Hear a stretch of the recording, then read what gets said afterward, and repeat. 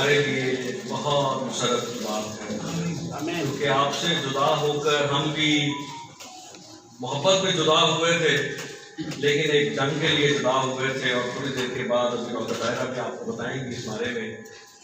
लेकिन अपनों की ही वजह से अपनों में वापस आया जाता है। अगर आप पीछे ना होते तो हम भी आगे कुछ ना कर पाते। और जंगें जीती जाती हैं, वो कौमें जंगें जीतती हैं जो कौमें अपने मंसूब के पीछे खड़ी होती हैं। तो आपने जताया है और आपके लिए ही जंग लड़े, आपके लिए ही जीत के आए और यीशु के नाम पे जीत कर आए हैं। बाकी बातें डॉक्टर ताहिरा बताएंगे आपको, लेकिन मैं आज एक बात आपके सामने बड़ी तरतीब में रखना चाहता हूँ, और वो ये, मुझे आपने सोच के बताना है कि वो ऐसी कौन सी चीज है जिसको आप अपने साथ हर वक्त रखते हैं। कोई ऐसी दुनियावी चीज जिसको आप अपने पास हर वक्त रखते हैं। आपका वॉलेट है, मोबाइल है, खुदा का रूह है, बाइबल है। कितने अच्छे अच्छे जवाब आए। अच्छा चले, इनमें से हम दुनियावी चीज, खुदा का रूह तो रूहानी चीज होगी, हम दुनियावी चीजों में आते हैं। बाइबल भी तहरीरी है, उसको हम प्राइवेट जगहों पे नहीं लेके जा पाते हैं। वॉलेट की अगर बात करें तो वॉलेट मर्दों के पास तो हर वक्त ही रहता है। अच्छा, वॉलेट जो आपके पास हर वक्त रहता है, इसके ताल्लुक से अगर मैं आपसे थोड़ा सा पूछना चाहूं, आप वॉलेट के अंदर हर चीज रखते हैं। जो कार्ड मिलता है वो भी रख लेते हैं, पैसे मिलते हैं वो भी रख लेते हैं, कुछ सिक्के मिलते हैं वो भी रख लेते हैं, कैलेंडर मिलता है वो भी रख लेते हैं, तस्वीर मिलती है वो भी रख लेते हैं। आप सारी चीजें रखते जाते एक टाइम ऐसा आता है जब आप कहते हैं कि यार अब इसको काफी मोटा हो गया, भारी हो गया, इसको थोड़ा हल्का किया जाए, और आप उसको उसमें से चीजें निकालना शुरू करते हैं। फिर आपको जो चीजें पहले काम की लग रही होती थी, फिर आप कहते हैं इसको भी फारिग कर दो, इसको भी फारिग कर दो। वो जो इतना मोटा होता है उसमें पैसे के अलावा सब कुछ होता है, और फिर वो आहिस्ता आहिस्ता आहिस्ता सुकड़ना शुरू हो जाता है।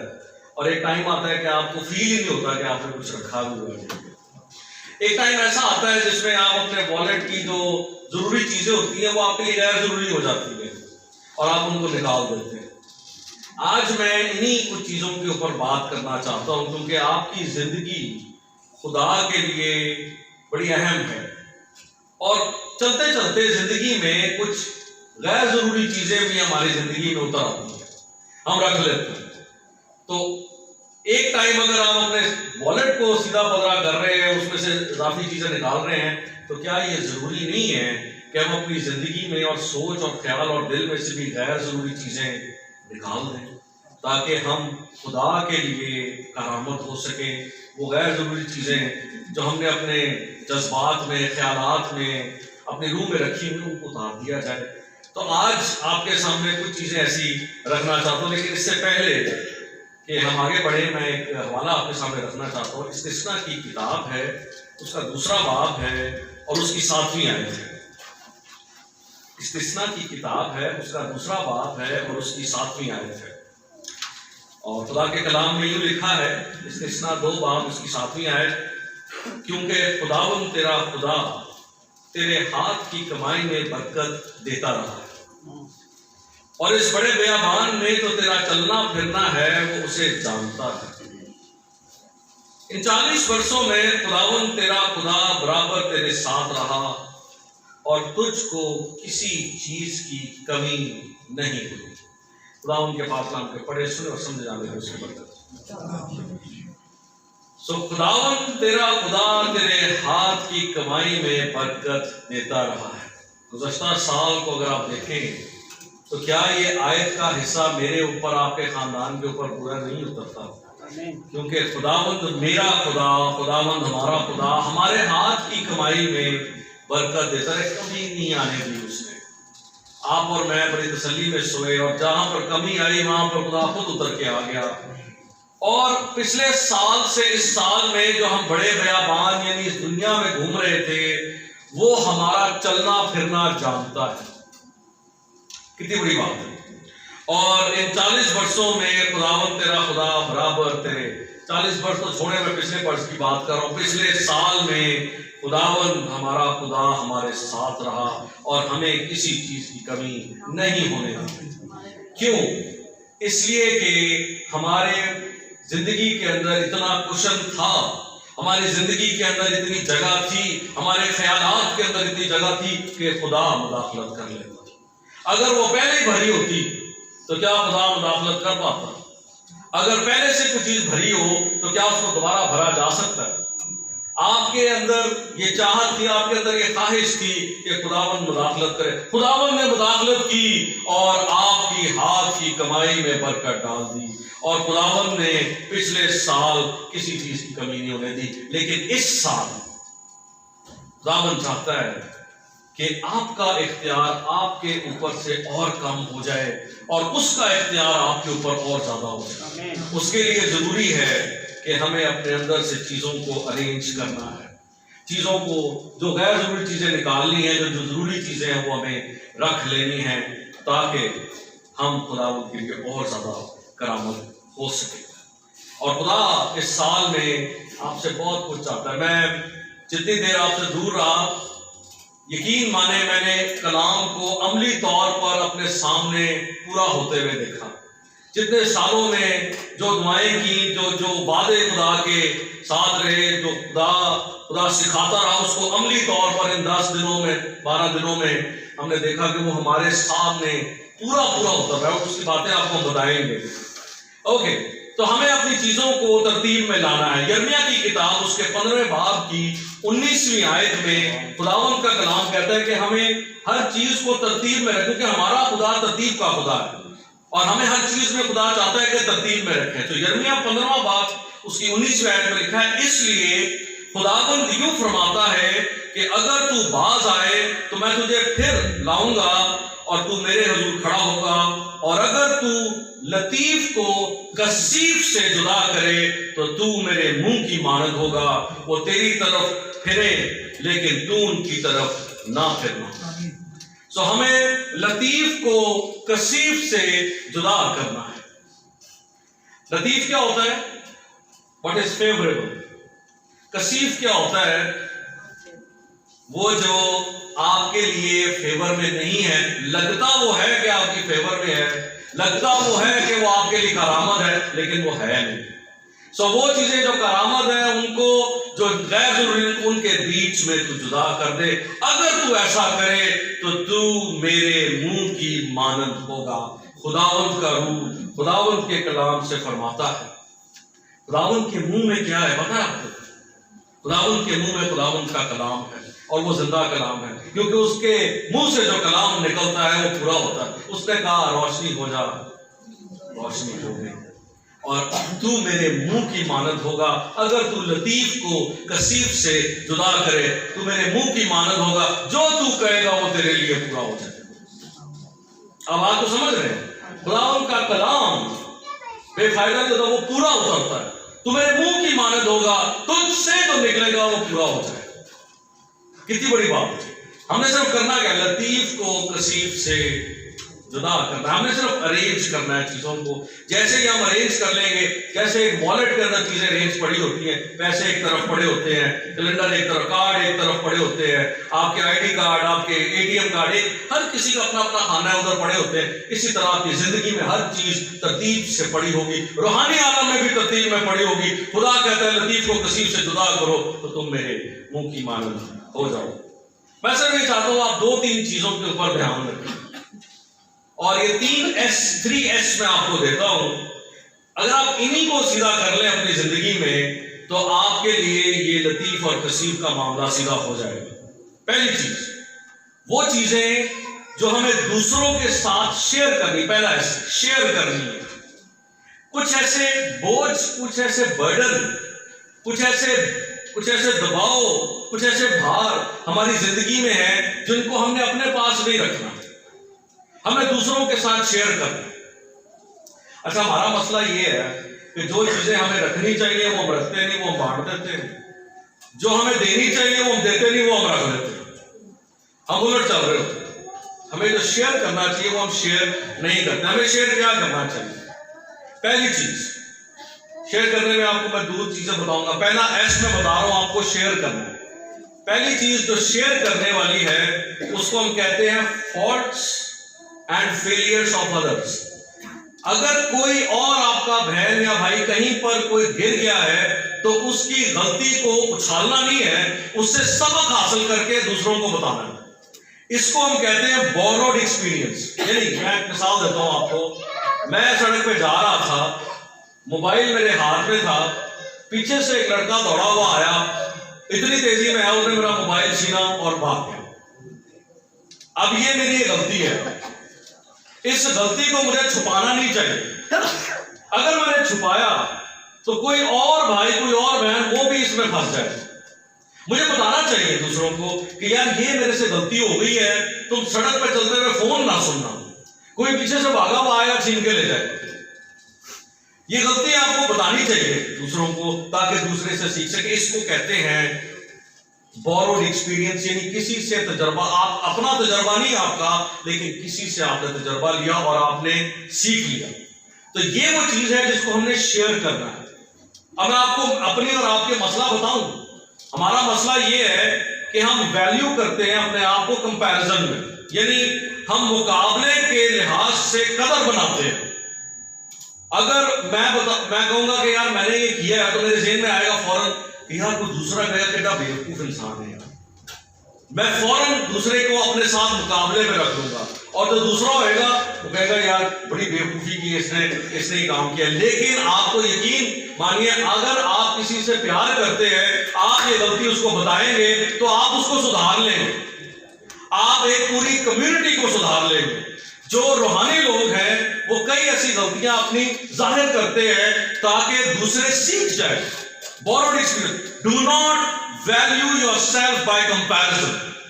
अपनी कदर दूसरे के मुकाबले में मत बनाए, क्योंकि जब भी आप अपनी कदर बनाएंगे खुदा की निगाह में आप पीछे हो जाएंगे। खुदा के लिए सब बराबर है।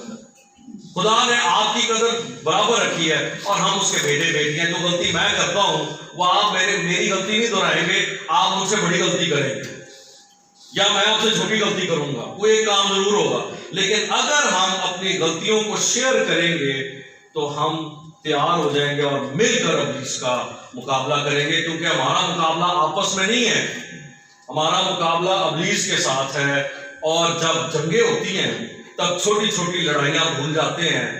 जब पुराने अहदनामे में बड़ी जंग होती थी, 2 कौमें आपस में लड़ती थी, तो वो लड़ाइयां जो कबीलों के अंदर होती थी उनको भूलकर पूरा कबीला इकट्ठा होता था कि अब हमें एक दूसरी कौम के साथ जंग लड़नी है। तो जब जंग होती है तब लड़ाई की फिक्र नहीं होती, तब ये होता है कि जंग जीतनी है। और जंगें जो हैं वो कौमों को इकट्ठा भी कर देती थी, क्योंकि तब लड़ाइयां भूल जाते थे। तो do not value yourself bye comparison. और ये एक बहुत बड़ी डिसेप्शन है जो खुदा नहीं चाहता कि आप बोले, लेकिन इब्लीस चाहता है कि आप खुद ही धोखे में रहें और वो वैसी जंग जीत जाए, बगैर लड़ाई जीत जाए। आप धोखे में रहेंगे, वो जंग जीत जाए, आपको धोखे में रखेगा। आप अपनी सोचों में रहेंगे यार ये बात मैंने नहीं बतानी, पता नहीं लोग क्या सोचेंगे, पता नहीं ये क्या करेंगे, नहीं कुछ सोचेगा। अगर आपका भाई जो है वो रूहानी तौर पर मैच्योर है तो वो आपकी तसल्ली का बायस बने, आपके लिए दुआ का बायस बने। तो अपनी चीजें शेयर करना सीखें। जैसे ही आप शेयर करेंगे आप हल्के भी हो जाएंगे और कलाम का वादा भी पूरा हो जाएगा, तुम एक दूसरे का बार होगा और मोहब्बत की शरीयत पूरी हो जाएगी। सो पहला एस शेयर करना, बांटना सीखना है। देखिए हमें कुछ चीजें सीखनी पड़ती, मोहब्बत करना सीखना पड़ता है, खुश रहना सीखना पड़ता है और बांटना सीखना पड़ता है। हमें इकट्ठा करना जो है ना वो सीखना नहीं पड़ता। इकट्ठा करना हमारी जबिलत में हम इकट्ठा करते रहते हैं अपने लिए, वो हमें सीखना नहीं पड़ता, वो हमारे अंदर ही ऑटोमेटिक काम होता है। हमें नफरत करना सीखना नहीं, नफरत हम करते रहते हैं, वो हमें हमारे अंदर से निकलता है। तो हमें जो सीखने वाली चीजें वो ये कि शेयर करना। और पहली चीज मैं आपको बता रहा हूं, अपनी गलती और अपनी नाकामी शेयर करना सीखे। दूसरी चीज, पहला शेयर करना है अपनी गलती और नाकामी शेयर करना सीखे। This is called borrowed experience. दूसरा, अपना गम और मलाल शेयर करना सीखे।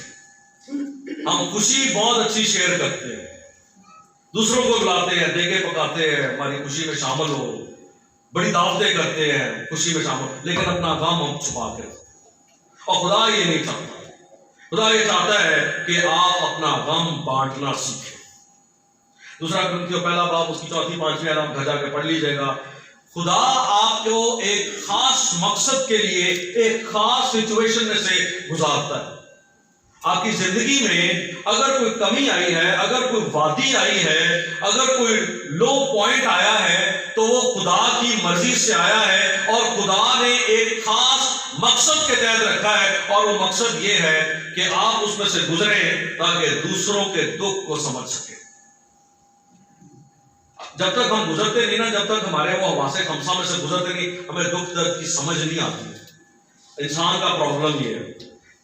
एक चाइनीज खातून की आपको मैं बात बताता हूँ, उसके नौजवान बच्चे की डेथ हो गई और चाइनीज पास्टर था, वो अंडरग्राउंड चर्च था, वहां पर वो अपने डायरी के अंदर लिखता है, वो कहता है मैं गया और मैंने जाकर उसको तसल्ली देने की कोशिश की।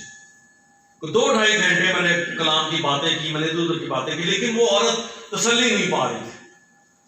उसको अचानक याद आया पास्टर को कि मेरी कलीसिया में एक और खातून है जिसने इसी तरह कुछ साल पहले अपने बच्चे को खोया। उसने उसको फोन किया, उसने कहा कि मुझे तेरी मदद चाहिए, एक और बहन है, वो अपना बेटा खो बैठी है, पैदा होते ही बहुत हो गया, तो तू मदद कर ताकि वो तसल्ली में आए। वो आई, वो पादी साहब ने जो 2-2.5 घंटे लगाए थे, उस औरत ने सिर्फ 15 मिनटों में बात की और औरत तसल्ली में आगे चली गई। फर्क पता क्या था? पादी साहब उस गम में से नहीं गुजरे हुए थे, वो औरत उस गम में से गुजरी हुई थी, इसलिए उसको पता था कि कौन सी बात कब करनी। लिहाजा खुदा आपकी जिंदगी में कोई बेमकसद काम नहीं करता। अगर कोई गम आया है, अगर कोई मौसम आया है ऐसा, तो खुदा ने उसको तकलीफ किया है ताकि आप उसमें से सीख सके। सो गम में से सीखना सीखिए, उस दौर में से सीखिए कि खुदा मुझे किस लिए तैयार कर रहा है, क्योंकि आप ही तो वो हथियार और औजार हैं जिससे खुदा ने अपनी किंगडम को, अपनी बादशाही को तामीर करना है। अगर आप नहीं सीखेंगे तो आप सिखाएंगे कैसे? सो 2 चीजें मैं आपको कह रहा हूं। पहला एस, शेयर करना सीखिए। पहले अपनी गलती और अपनी नाकामी दूसरों के साथ शेयर करना सीखिए। दूसरा, अपना गम और मलाल दूसरों के साथ शेयर करना सीखिए। ये आपके वॉलेट के अंदर तरतीब से पहली चीज जो खुदा चाहता है, और इसी को हम नहीं करते। मैं आपको सच बता रहा हूं, इसको हम नहीं करते, इसको हम छुपा लेते। खुदा कहता है दो, हम कहते नहीं। तो क्या हम गलती नहीं करते? हम बहुत बड़ी गलती कर रहे हैं। देने वाली चीज रोक ली और रोकने वाली चीज हम दे देते हैं। दूसरी चीज, दूसरा एस, कुछ ऐसी चीजें हैं जिनको हमने शोल्डर देना है, यानी कंधा अपना देना है, और ये आपने अकेले नहीं देना है, ये और कोई नहीं दे सकता। अच्छा, ये चीजें जिनको हमने कंधा देना है, ये हम चाहते हैं कि दूसरे हमारे लिए कंधा लेकर आए। हमारा उल्टा सा, हमने कंधा देना है इनको। और पहली चीज जिसको आपने कंधा देना है वो है आपके जाती गुनाह के नतायज। जो भी आपने जाती तौर पे गुनाह किया ना, उसका जो भी नतीजा, उसको कंधा आपने ही देना। अब इसमें होता यह है कि हम गुनाह खुद करते हैं अकेले में, और जब उसका नतीजा आता है तो हम दूसरों पर डाल रहे होते हैं। अब इसका बड़ी मिसाल मैं आपको अपनी कम्युनिटी में से देता हूं। हम लोग जब किसी बच्चे को गलती करते हुए देखते हैं तो ये थोड़ी कहते हैं कि बच्चा गलत है, हम तो ये कहते हैं इसकी परवरिश ही गलत है, यानी माँ बाप को पता भी नहीं है। हम कहते हैं इसके माँ बाप की गलती है। हाँ, और बाप को तो सिर्फ पीछे छोड़ देते, माँ की सबसे बड़ी गलती, उनने कुछ नहीं सिखाया इसको। हमने फौरन ही उस गलती को, जो उसकी जाती गलती थी और उससे नुकसान हुआ, पकड़ के उसके माँ बाप पे डाल दिए, जिनको पता भी नहीं कि क्या हुआ। हमारे अपने सिस्टम जो यहां पर लगाए गए हैं, उसमें फौरन ही आया थी यार इस बच्चे की गलती नहीं है, इसके माँ बाप की गलती। क्यों है? उस बच्चे की जाती गलती है, उसको जाती तौर पर बताना चाहिए कि तू गलत है। तेरे माँ बाप, कौन सा माँ बाप है जो अपने बच्चे को चोरी करना सिखाता है? लेकिन बच्चा चोरी करता है, और जब चोरी करता है तो फिर ये कहा जाता है इसकी परवरिश गलत है। जाती तौर पे बच्चे ने गलती की, उसको जाती तौर पे बताएं। मरूसी गुनाह को बीच में मत लेकर हम मरूसी गुनाह और जाती गुनाह को मिक्स करके बैठे होते हैं।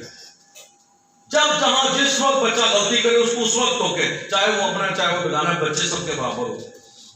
रोके उसको, टोके उसको कि तूने गलती की है।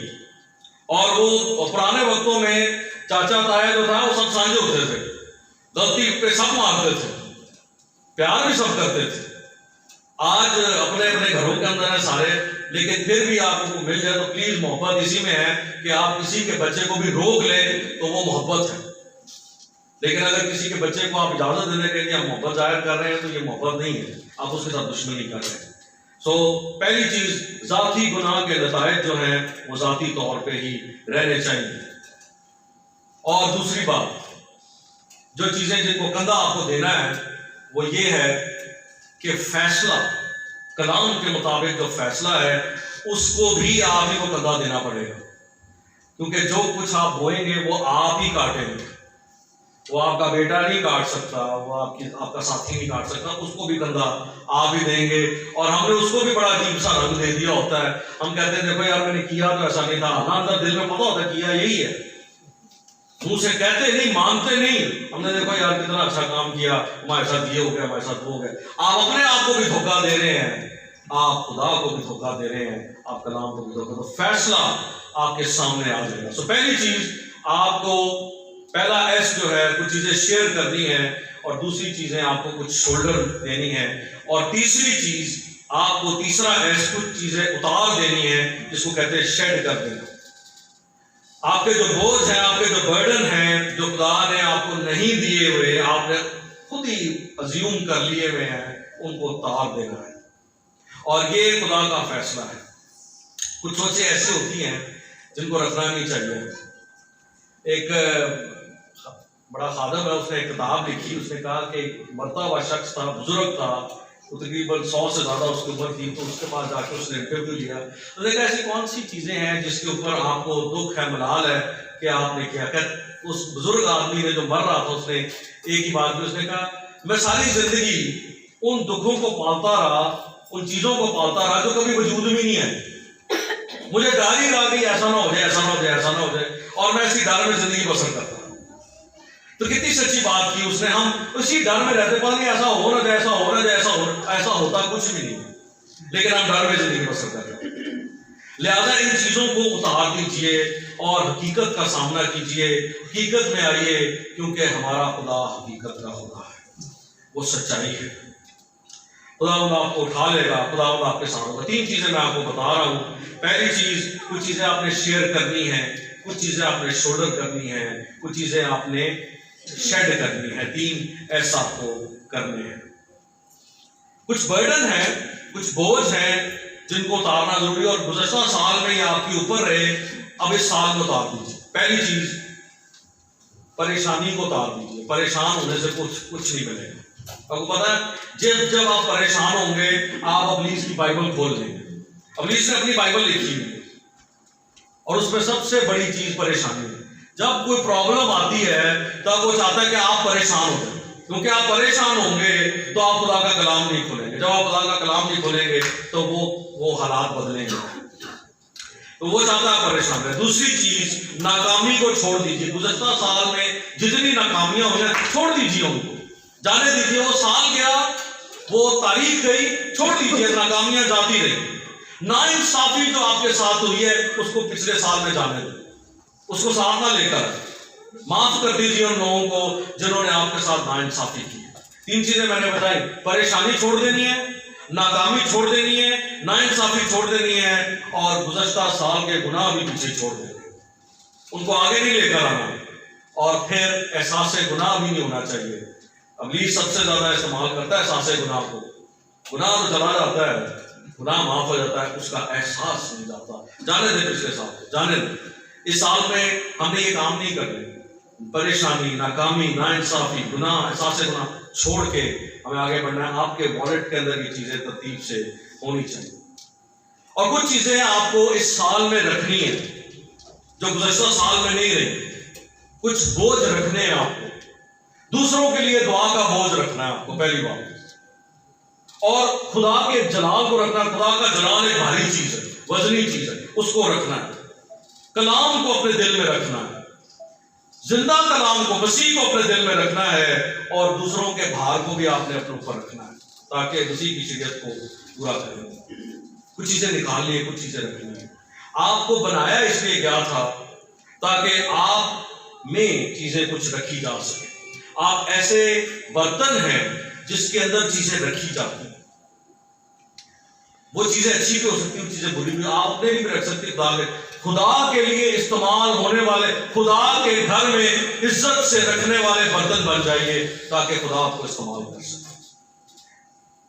कुछ देर पहले, पिछले साल के आखिरी दिनों में, जब मुझे यहां से आपसे जुदा होना पड़ा, तो मुझे इस बात की समझ आई कि मैं कौन सा बर्तन हूं, मुझ में क्या है। आपको पता है, मेरे अंदर वो चीजें जो जोर से ठाठा मारती थी, वो खुदा का कलाम और खुदा के आयात थी। लेकिन इन आयात को अमली तौर पर देखा, मैंने काम करते हुए देखा।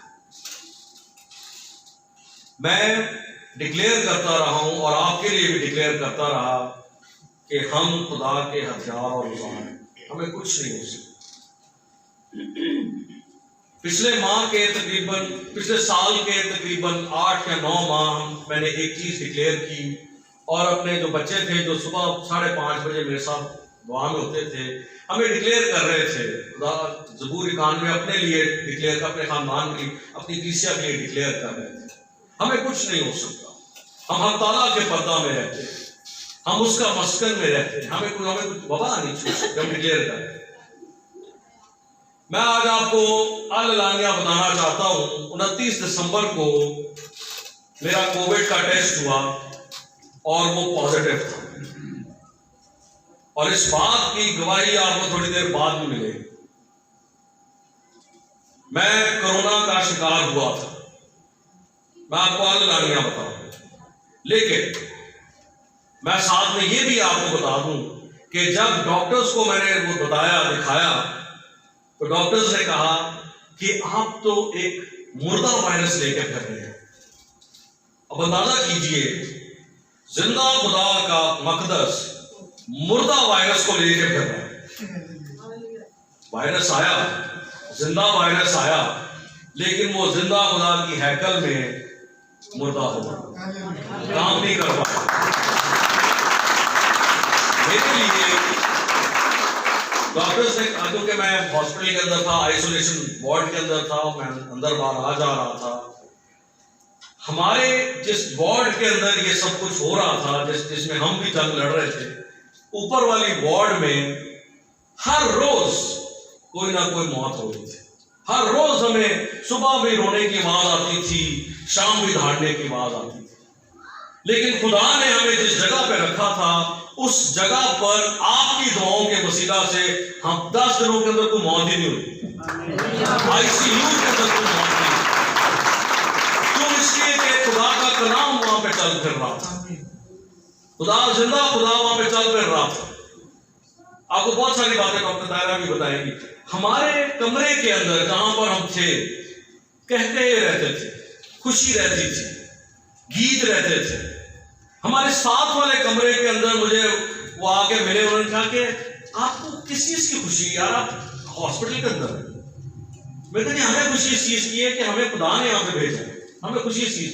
वो कहता है यार ये बातें जो है ना, आगे मेरी मिसेस को बताया, उनको भी कोरोना हुआ है, वो तो बेचारी डर के मर गई। 3 दिन के अंदर उसका जो है ना बीपी भी गिर गया, बिल्कुल वो रिस्पॉन्ड ही नहीं कर पा रही है। और मुझे जब मौका मिला, मैं उनके पास गया, तो वो उस वक्त तक उनको आईसीयू में शिफ्ट कर रहे थे। मैंने उनको भाई को जाके कहा, वो गुजरात से आए हुए थे, मैं उनको भाई को कहा, मैंने जब ये वापस आएंगी ना, मेरी मुलाकात कराना इनसे, मैं उनको बताऊंगा कि वो कौन सी चीज है जो हमें खुश रखती है। हमने सीख लिया था कि खुदा के कलाम को किस तरह लेके फिरना है। अब एक और बात बताऊं, आप वो खुदा के लोग हैं, जब आप सफर करते हैं ना, तो चाहे आप बस में सफर करें, चाहे आप जहाज में सफर करें, चाहे आप गाड़ी में सफर करें, चाहे आप अपनी गाड़ी में करें, किसी की गाड़ी, आपके बैठने की वजह से आपके इर्द गिर्द के मुसाफिर भी महफूज हो जाते हैं, इसलिए कि आप खुदा का कलाम कैरी करते हैं। ऐसा होता है ना, आपका जहाज टेक ऑफ करता है, शांति से लैंड करता है, आप ट्रेन में बैठते हैं, आपके इर्द गिर्द के मुसाफिर, पूरी ट्रेन महफूज हो जाती है। क्यों? उसमें के खुदा का कलाम बैठ गया जाके। ये है खुदा के कलाम की कुदरत। हम हैं वैसल जिन पे से गुजरता है खुदा का कलाम। जिस रात हमें वापस आना था, उस रात की बातें डॉक्टर दायरा आपको बताएंगे, लेकिन जिस रात हमें वापस आना था उसी रात में हम तो वहां से निकल आए। मैं आपको बता रहा हूँ आपकी दुआओं का नतीजा क्या क्या होता है। हम वहां से निकल आए थे। आदर हॉस्पिटल की बात बता रहा हूँ, one of the prestigious hospital जो इस वक्त है, जो कोरोना को डील कर रहे हैं, आदर हॉस्पिटल में से हम निकल आए। उस रात जब हम निकल आए, उनका वो एक ग्रुप बना हुआ था, व्हाट्सएप ग्रुप, उसके अंदर मैसेज आया अगली सुबह कि गुज़श्ता रात में उनकी ऑक्सीजन डेड हो गई, बंद हो गई, और सारे आईसीयू के पेशेंट जो है वो सफरिंग में चले गए, सांस नहीं आ रहा था। अंदाजा कीजिए कि खुदा का जलाल, खुदा का कलाम कहाँ कहाँ कहाँ हमें पता भी नहीं होता हमें, लेकिन हमारी वजह से खुदा बड़े काम कर रहा होता है। आपकी वजह से खुदा बड़े काम कर सकता है। मैं आपके सामने जिंदा सबूत हूँ इस चीज का कि कोरोना को मात देना खुदा का काम है, खुदा के कलाम का काम है, वो कर देता है। मैं पॉजिटिव रिजल्ट आपको दिखा सकता हूँ, नेगेटिव भी दिखा सकता हूँ। मैंने ऐसे नेगेटिव होते देखा है उसको। डॉक्टर्स के कहने के मुताबिक वो कहते थे आपको हम क्या ट्रीटमेंट है समझ ही नहीं आ रही, बिल्कुल ठीक ठाक है, कोई प्रॉब्लम नहीं आ रही। मैंने अपने खानदान वालों को कह दिया था, बल्कि भाई रोबन भी इस बात के गवाह है, मैं किसी को वहां पे आने नहीं दे रहा था। उसकी वजह ये थी कि मैं आपसे बहुत प्यार करता हूँ, इस वजह से कि मैं आपके लिए जंग लड़ूंगा और खुदा आपको महफूज रखेगा। और ये जंग हम सब जीत कर आए हैं। ये जंग कोरोना के सामने जो जंग मैंने अपना बदन पेश किया ताकि हम इस जंग को जीत सकें और आप इसके फाते हैं। खुदा आपको बरकत दे, खुदा आपके साथ हो। लेकिन याद रहे, अजाफी बोझ उतारिए, खुदावंद के लिए उतारिए, क्योंकि लतीफ को कसीफ से जुदा करेंगे तभी आप उसका मुंह बनेंगे, और जो कुछ आपके मुंह से निकलेगा वो बखूबी होगा। खुदा आपको बड़ी बरकत दे।